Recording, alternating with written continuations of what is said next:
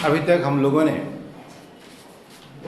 उपभोक्ता का व्यवहार और उत्पादक का व्यवहार बहुत विस्तार से पढ़ लिया है। अब हम लोगों को थ्योरी ऑफ फर्म या बिहेवियर ऑफ फर्म के बारे में विस्तार से पढ़ना है, और उसके लिए सबसे महत्वपूर्ण जो टूल है जिसकी हमको ज़रूरत पड़ेगी, चाहे हमको फर्म के व्यवहार की व्याख्या करना हो, चाहे फर्म के उद्देश्य की व्याख्या करना हो, चाहे हमको विभिन्न बाज़ारों में मूल्य निर्धारण की व्याख्या करना हो, इसके लिए हमें लागत रेखाओं की आवश्यकता पड़ेगी। या यूँ कहिए कि कंसेप्ट ऑफ कास्ट्स, लागत की संकल्पना क्या है, उसकी ज़रूरत पड़ेगी। विभिन्न लागतें कौन कौन सी हैं, उनका उपयोग करने के लिए हम लागतों को किस प्रकार विभिन्न प्रकार की लागत रेखाओं में परिवर्तित कर सकते हैं, उनका स्वभाव क्या होता है, वो किस पर निर्भर करती हैं, कैसे उनको हम व्युत्पन्न करते हैं, इस तरह की बहुत सारी बातें हम लोग इस थियरी ऑफ कास्ट में करेंगे। बहुत विस्तार से पढ़ेंगे और इसका कोई भी पहलू छूटेगा नहीं, इसलिए आवश्यकता है कि थोड़ा तेज़ी से भी पढ़ें। ठीक है। जब हम लागत की बात करते हैं, इसमें नोट्स भी बड़ा विस्तार से है। ठीक है।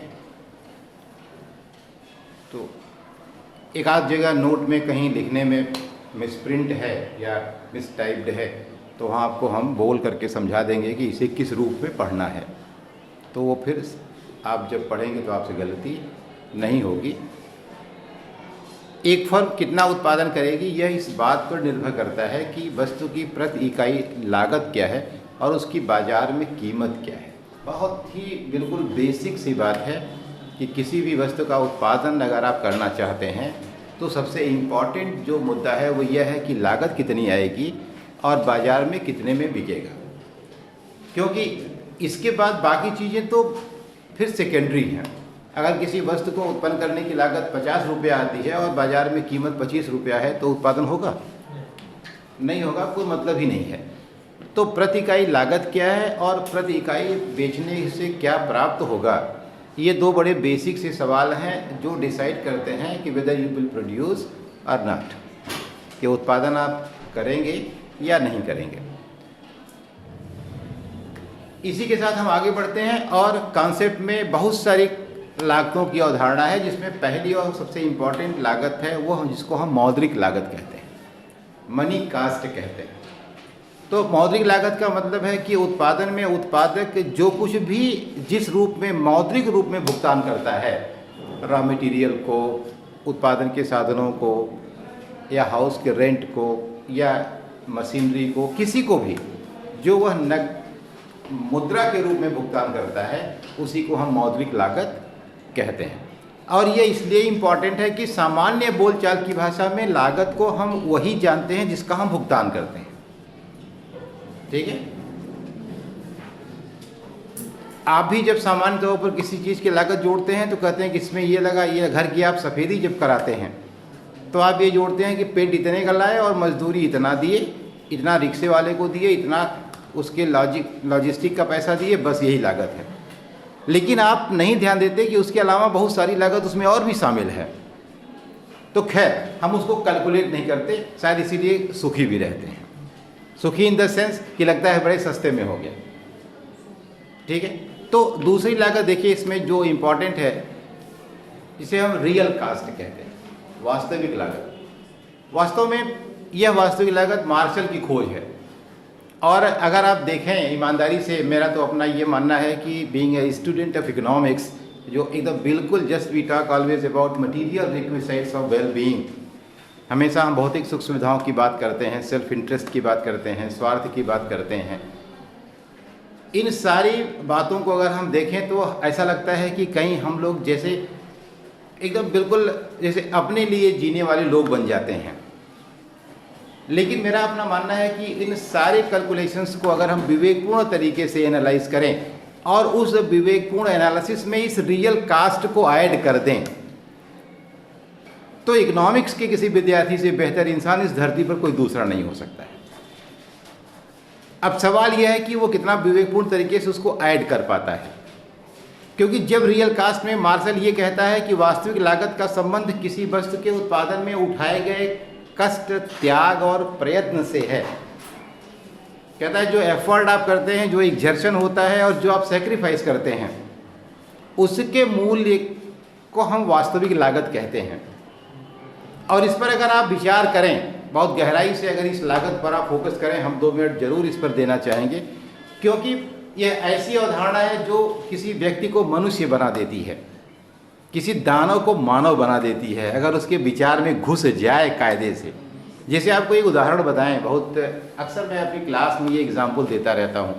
मान लीजिए कि रात में, दिसंबर की रात है, बहुत ठंड है और आप 11 बजे अपने रजाई में बैठ करके आप पढ़ाई कर रहे हैं,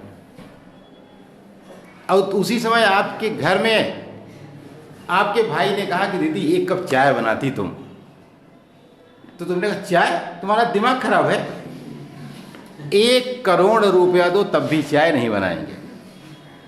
ये हमारे आपके घर की बड़ी सामान्य बात है, इसमें बिल्कुल अतिशयोक्त नहीं है। अगर इतनी फ्रीडम है भाई बहन को एक दूसरे से बात करने की, तो ये भी डिपेंड करता है कि सेटअप आपके घर का कैसा है। क्या वो डेमोक्रेटिक सेटअप है? क्या हर व्यक्ति की से है? क्या हर किसी को किसी से कुछ भी कहने की आज़ादी है? क्योंकि असली आज़ादी वही है कि आपके घर में आपकी बात का भी मतलब होता है। कौन कितना डिसीजन मेकिंग में शामिल है? छोटे से छोटा सामान, इवन टूथपेस्ट भी आने के पहले क्या पूछा जाता है कि बेटा कौन सा टूथपेस्ट तुमको पसंद आएगा?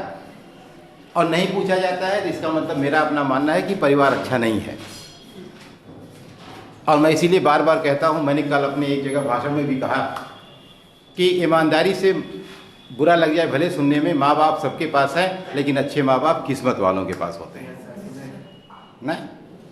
तो वो इसलिए मैं और इसीलिए कहता हूँ कि बच्चे को, लड़का हो चाहे लड़की हो, अगर उसे अपनी कोई बात कहने में संकोच है घर में, तो इसका मतलब कि घर अच्छा नहीं है। बहुत सीधी सी बात है। उसे इतनी फ्रीडम 100% होनी चाहिए कि जो उसके मन में जितना भी खराब से खराब बात आ गई, वह उसे तुरंत बता दे, 1 सेकंड न लगे उसको बताने में। अगर उसके मन में आ गया अरे पापा से बताएं कि न बताएं, तब वो पापा कैसा कसाई है। ये बात रिकॉर्ड भी हो रही है, लेकिन मैं जानबूझ के रिकॉर्ड कर दे रहा हूँ इसको, ठीक। वो बाप ही कैसा जिससे उसकी बेटी अपनी मन की बात नहीं कह सकती है। वो माँ कैसी जिससे उसका बेटा मन की बात नहीं कह सकता है। उस खराब से खराब कहे, अच्छा से अच्छा कहे, और अगर जब सब कहेगा तो मेरी गारंटी है कि वो खराब करेगा ही नहीं। खराब वही करता है जिसको छुपाना होता है ना। तो कहने का मतलब यह है कि जब वो रात में तुमने 12 बजे कह दिया कि 1 करोड़ रुपया दो तब भी हम चाय नहीं बनाएंगे, इसका मतलब यह है कि उस समय चाय को बनाने में जो कष्ट, त्याग और जो प्रयास उसकी समझ में आ रहा है वो बहुत ज़्यादा है। 1 करोड़ मतलब कोई संख्या नहीं होती है। 1 करोड़ एक सिंबल है कि कितना भी दो हम ये काम नहीं करेंगे। जैसे हम लोग बचपन कहते थे कि तुम्हारे पास कितना है, तो इतना ज़्यादा है। तो इतना ज़्यादा अब क्या होता है भाई ना, वो आसमान के बराबर है। याद है बचपन में कहते हैं हमारे पास तो आसमान के बराबर है। आसमान क्या भाई? हमारे दिमाग में भाई आसमान माने बहुत ज़्यादा, तो हम कहते हैं बहुत ज़्यादा है। तो कहने का मतलब यह है कि अब लेकिन उसी सेम टाइम तुम्हारा एक मेहमान जो बड़ौदा से रात को 12 बजे आ गया घर पर, और पिताजी ने आवाज़ लगाई बेटा मामा आए हैं 1 कप चाय ले आओ। अब क्या करोगे तुम? अब चाय बनाओगे ना। उस समय वह 1 कप चाय बाजार में 5 रुपए की मिलती है, लेकिन तुम्हारी चाय कितने की है? 1 करोड़ की है। क्योंकि अभी 5 मिनट पहले तुमने क्या कहा था कि 1 करोड़ भी दो तब भी नहीं बनाएंगे। तो अब उस चाय को पीने वाले को यह चाहिए कि वह उस चाय को कितने की समझे? 1 करोड़ की। तो अब 1 करोड़ तो उसको दे नहीं सकता वो। तो ईमानदारी से यह स्वीकार कर ले कि तुम्हारी चाय मुझ पर उधार है, और वह चाय उसके पास उसी तरह जीवन भर उधार रहनी चाहिए जैसे कृष्ण के पास द्रौपदी की वो साड़ी का टुकड़ा था, कि सारी मदद करने के बाद वो कहते हैं कि ये सब अभी ब्याज में है, तुम्हारा मूलधन अभी बाकी है। तो जीवन की बहुत बड़ी फिलॉसफी उसमें समाहित है। तो जब आप किसी एक व्यक्ति को एक कप चाय जिसको पिला दिए हैं, वह अगर जीवन भर आपका एहसान नहीं उतार सकता है, तो आपके माँ बाप, भाई बहन, सगे संबंधी, इन्होंने तो पता नहीं क्या क्या किया है आपके लिए, तो उनके लिए तो जान भी न्यौछावर कर दीजिए तब भी कम है ना। तो और जिस दिन यह भाव आपके मन में आ गया, सबसे आपकी ईर्ष्या, द्वेष, लड़ाई झगड़ा, जितने समाज के जितने भी कुकृत्य हैं सब खत्म हो जाएंगे, क्योंकि सबने कुछ न कुछ तो किया ही यार। मैंने आपको कुछ नहीं किया लेकिन 1 घंटे पढ़ाया तो वही है ना, तो इतने का ही एहसान जीवन भर रहेगा। अगर आप माने तो, और नहीं माने तो लोग माँ बाप का भी नहीं मान रहे हैं इतना करने के बाद, तो कोई बात ही नहीं है। तो रियल कास्ट, ये जो इकोनॉमिक्स की अवधारणा है, ये मेरा अपना मानना है कि बहुत अच्छी है और इसे हमको अपने जीवन में निश्चित रूप से उतारना चाहिए। तो हालांकि इसकी इसलिए वैल्यू नहीं है कि you can not measure it. जैसे तुमने कह दिया 1 करोड़, तो अब 1 करोड़ का क्या मतलब, कितना कष्ट हुआ ये भी नहीं कह सकते हो, क्योंकि तुमने कहा 1 करोड़ दीजिए, दूसरी बहन से उसने कहा, वो कहा चलो तुमको हम चाय क्या कॉफ़ी बना के पिला देते हैं। अब कैसे तय करोगे कि इसकी लागत क्या है? वो तो फ्री में ही काफ़ी बनाने को तैयार है, तुम 1 करोड़ में बनाने को तैयार थे। तो चूंकि रियल कास्ट को हम कैलकुलेट नहीं कर सकते, इसलिए इसका कोई एग्जैक्ट मेजरमेंट नहीं है, इसलिए व्यवहार में तो इसका बहुत महत्व नहीं है। हम इसे क्वांटिफाई तो नहीं कर सकते, वो ठीक है, लेकिन ये निश्चित है कि हम इसके मायने तो जान ही सकते हैं।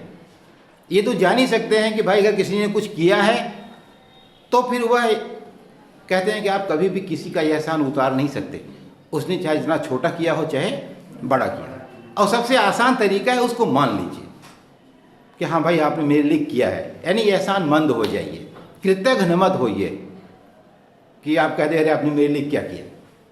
ठीक है, तो कुछ ना कुछ तो सबने आपके लिए किया ही किया है।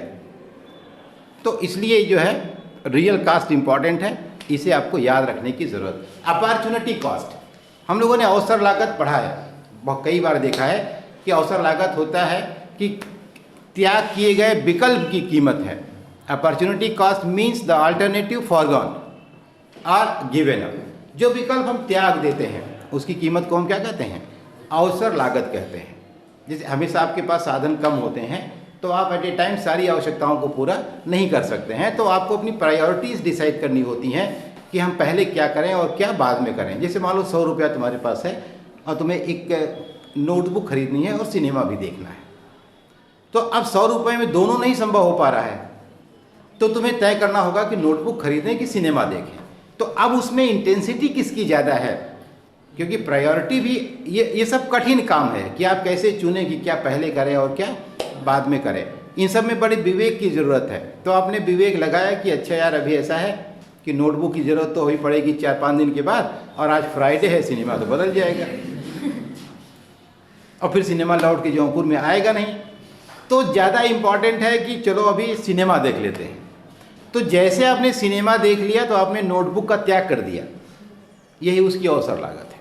तो सिनेमा देखने की अवसर लागत नोटबुक, और नोटबुक खरीदने की अवसर लागत सिनेमा। सीधी सी बात है, बहुत ज़्यादा टेक्निकल होने की ज़रूरत। सिनेमा इसलिए कह दिए कि आप लोग चेहरे थोड़ा खिल जाते हैं सिनेमा देख के। अब और कोई उदाहरण देते हैं तो आप दुखी हो जाते हैं ना।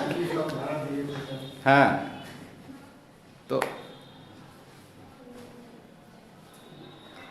इसके अलावा नेक्स्ट है एक्सप्लिसिट कास्ट, जिसको आप कहते हैं अस्पष्ट लागतें। जिन लागतों का फर्म भुगतान करती है वे फर्म की विहित, अस्पष्ट या एक्सप्लिसिट कास्ट हैं। जैसे मैंने आपसे कहा कि जो दिखाई पड़ता है, मकान का किराया देगा दिखाई पड़ेगा, कर्मचारी को वेतन देगा दिखाई पड़ेगा, रॉ मटेरियल का पेमेंट करेगा दिखाई पड़ेगा, टेक्नोलॉजी का पेमेंट करेगा दिखाई पड़ेगा। फिर क्या है, कुछ अस्पष्ट लागतें होती हैं जिनको आप इम्प्लिसिट कास्ट कहते हैं। वे लागतें हैं जो उत्पादक दूसरों को नहीं चुकाता, जैसे स्वयं का परिश्रम, स्वयं की पूंजी, ब्याज, अपनी पूंजी पर ब्याज और मकान का किराया।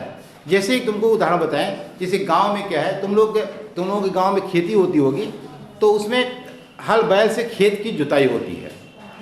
कुछ लोगों के पास उनका हल बैल रहता है, सिर्फ वो एक आदमी करते हैं जो उसकी जुताई करता है, और उसने मान लो 300 रुपया लिया, तो हम खेत की जुताई की लागत कितनी जोड़ेंगे?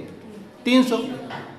न हम अपने हल बैल की कीमत जोड़ते हैं, न उसको खिलाए जाने वाले चारे की कीमत जोड़ते हैं, लेकिन वहीं दूसरा आदमी जो हल बैल सहित व्यक्ति को किराए पर ले आता है वही काम करने के लिए, तो उससे वो कहता है कि भैया अब हम 800 रुपया लेंगे।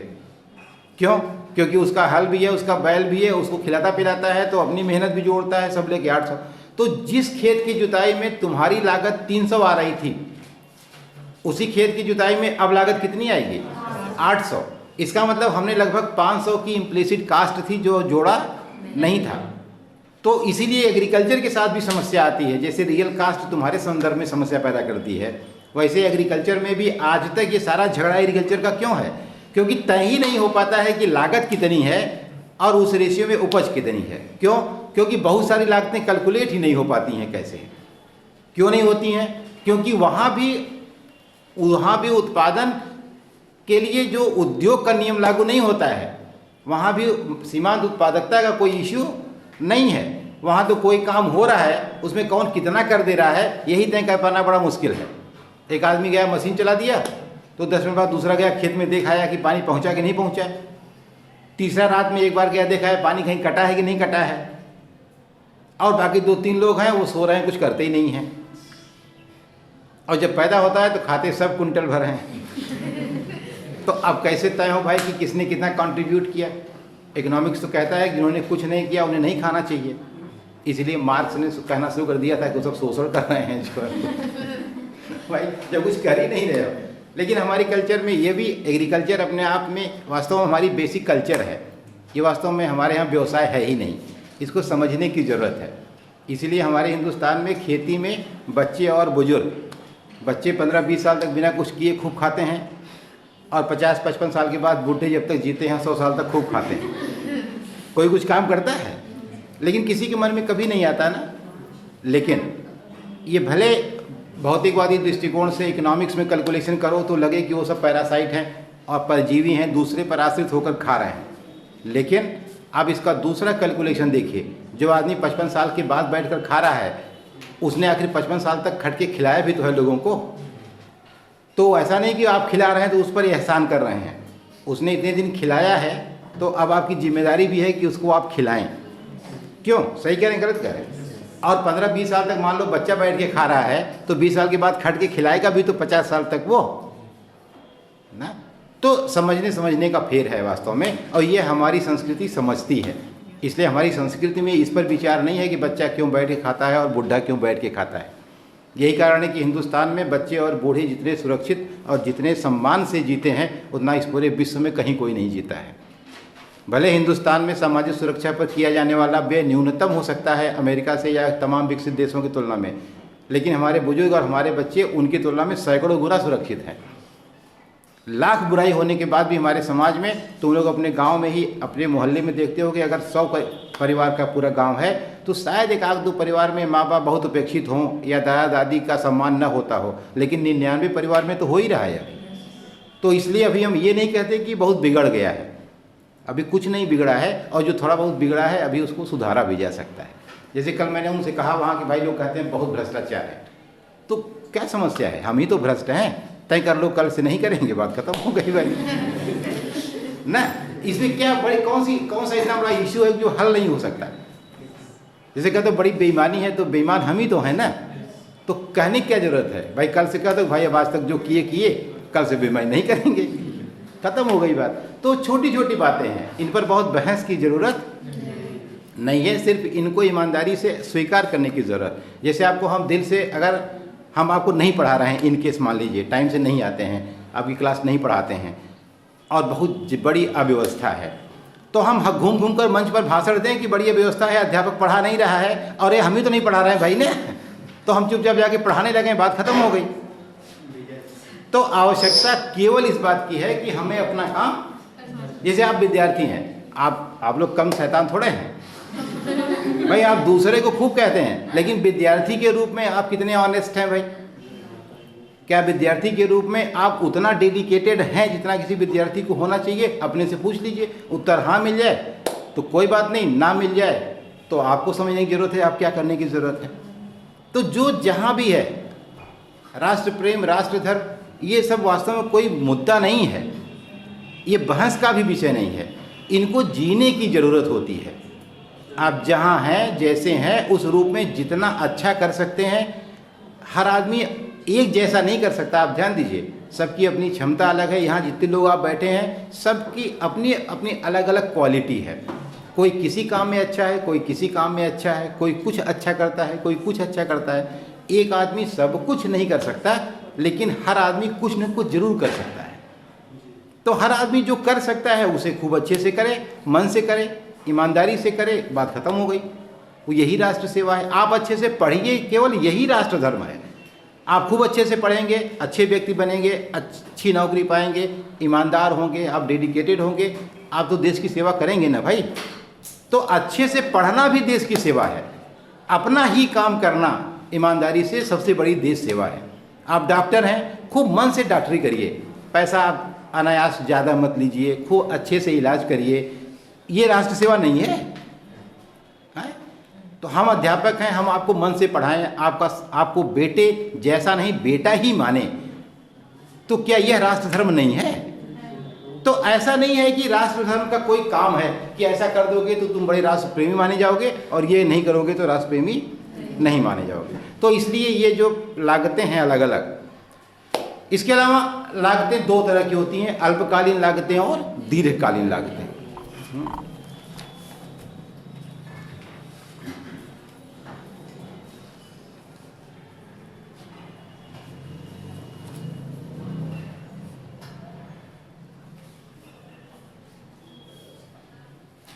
देखो, लागतें अल्पकाल में दो तरह की होती हैं, एक स्थिर लागत और एक परिवर्तनशील लागत। स्थिर लागतें वे लागतें होती हैं जिनका उत्पादन की मात्रा में परिवर्तन के साथ कोई परिवर्तन करना जरूरी नहीं होता है।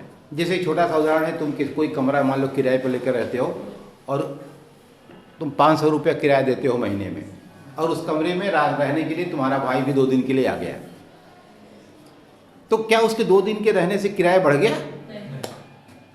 वो फिक्स्ड कास्ट है।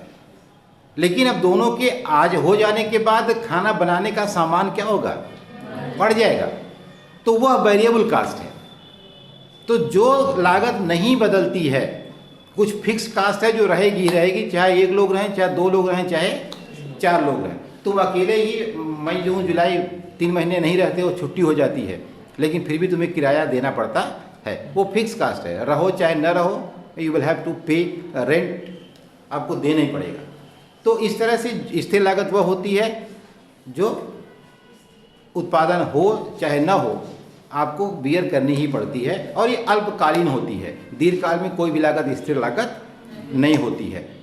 और परिवर्तनशील लागत वह लागत होती है जो उत्पादन की मात्रा बदलने के साथ साथ बदलती है। उत्पादन शून्य है तो वो शून्य भी रहती है। जैसे जब आप नहीं हैं मकान अपने कमरे में, तो किराए के अलावा और वहाँ क्या खर्चा है? कुछ नहीं है, क्योंकि और फिर कोई खर्च होता ही नहीं है, तो वो शून्य होती है। तो इस तरह से अगर हम देखें, इसको घुमा दें,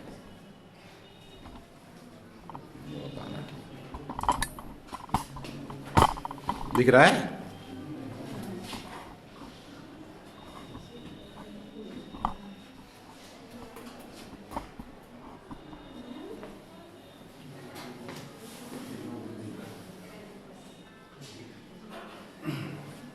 देखो, जो कुल लागत होती है, पहले थियरी में जो कुल लागत होती है, टोटल कास्ट, वो टोटल फिक्स्ड कास्ट और टोटल वेरिएबल कास्ट को जोड़ के बनती है।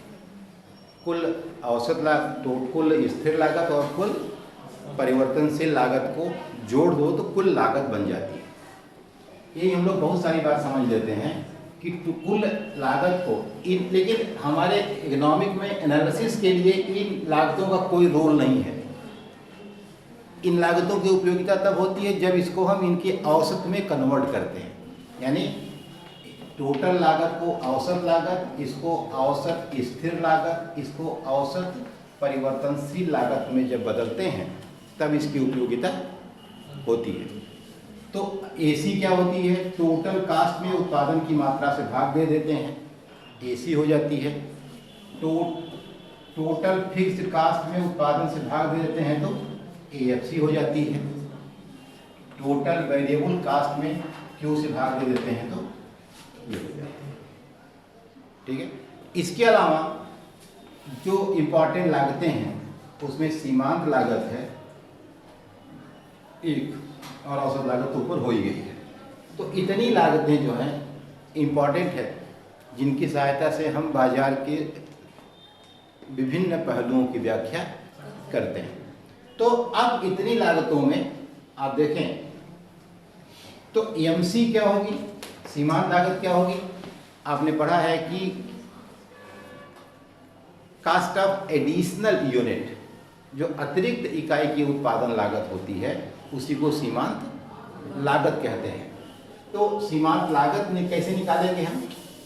सीमांत लागत निकालने का एक तरीका तो यह है कि कुल लागत में जो परिवर्तन हो, कुल उत्पादन में परिवर्तन होने के परिणाम स्वरूप, यानी एमसी जो है वो डेल्टा टोटल कास्ट जो बदले, और किसकी वजह से? डेल्टा क्यू की वजह से।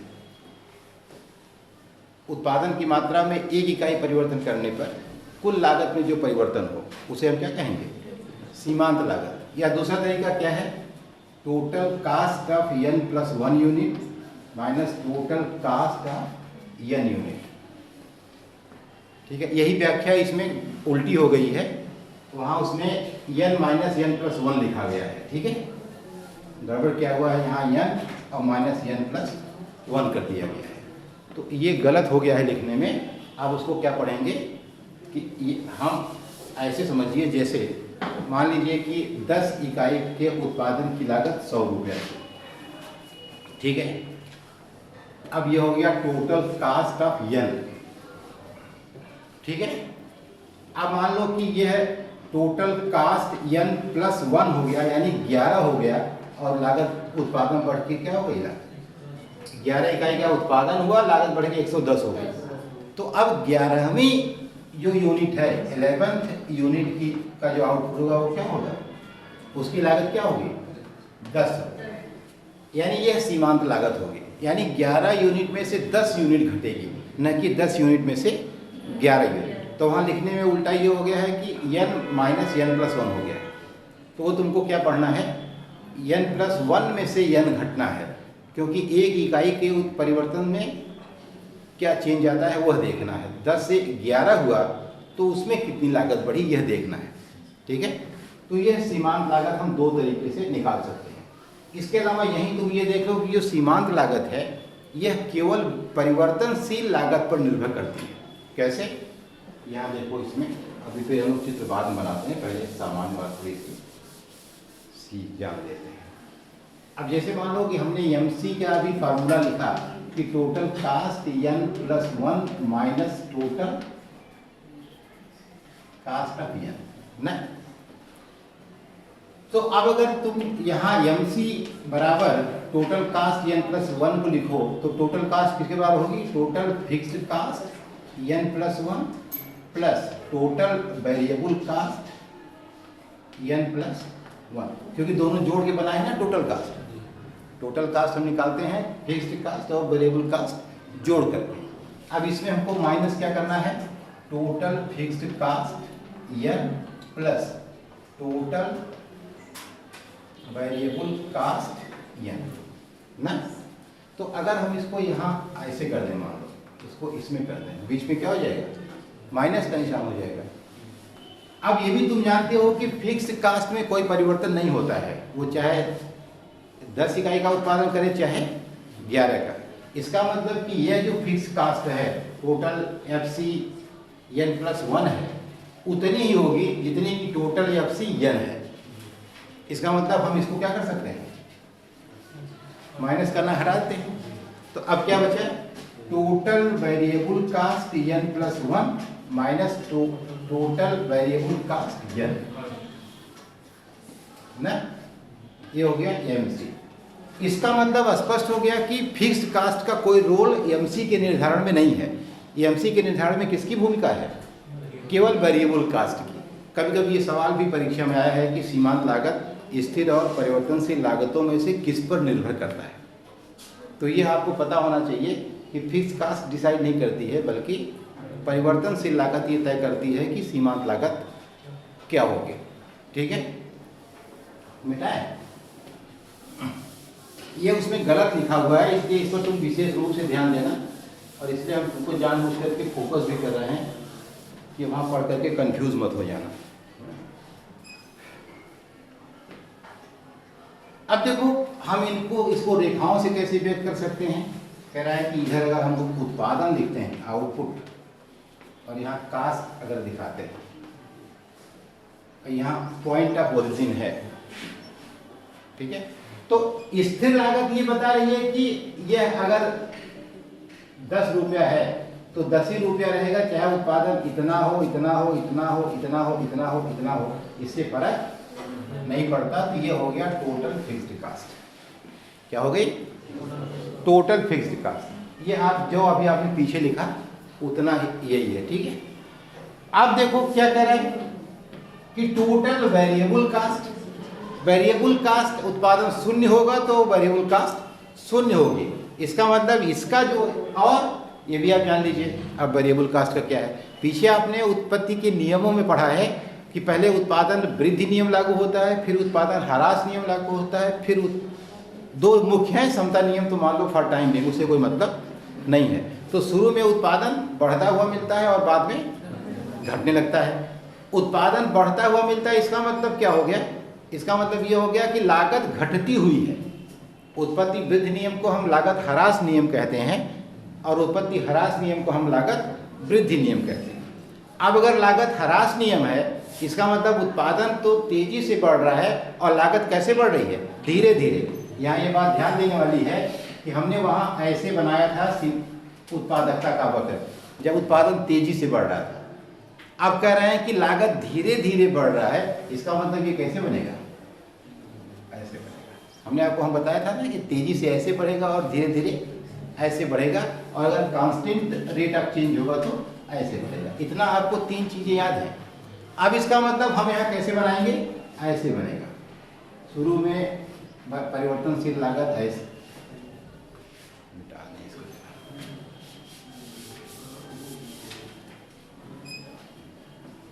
तो ये हो गया तुम्हारा, ये हो गया क्या? टोटल वेरिएबल कास्ट, ठीक है। अब अगर टोटल कास्ट निकालनी होता तो कुछ नहीं करना है, सिर्फ वेरिएबल कास्ट में स्थिर लागत को जोड़ देना है। इसका मतलब इतना तो रहेगा ही रहेगा जो स्थिर लागत है। ये जो हमने 0 से शुरू किया है वेरिएबल कास्ट को, अब इसको क्या करेंगे? जोड़ करके हम इसको यहां से शुरू कर देंगे। ये क्या हो जाएगा? अब हो गया टोटल कास्ट। तो हमने सिर्फ क्या किया कि स्थिर लागत तो जितना है उतना रहेगी, उसी में हम वेरिएबल कास्ट को जोड़ देते हैं। अगर जोड़ देंगे तो क्या हो जाएगा? ये टोटल कास्ट हो गई। अब ये तीनों कुल लागत रेखाएं हमको मिल गई। अब हमको इनके माध्यम से सबका औसत और सीमांत लागत ज्ञात करना है, ठीक है। ये हम लोग कल पढ़ेंगे, ठीक है। मन करे तो घर से थोड़ा बहुत पढ़ भी लेना।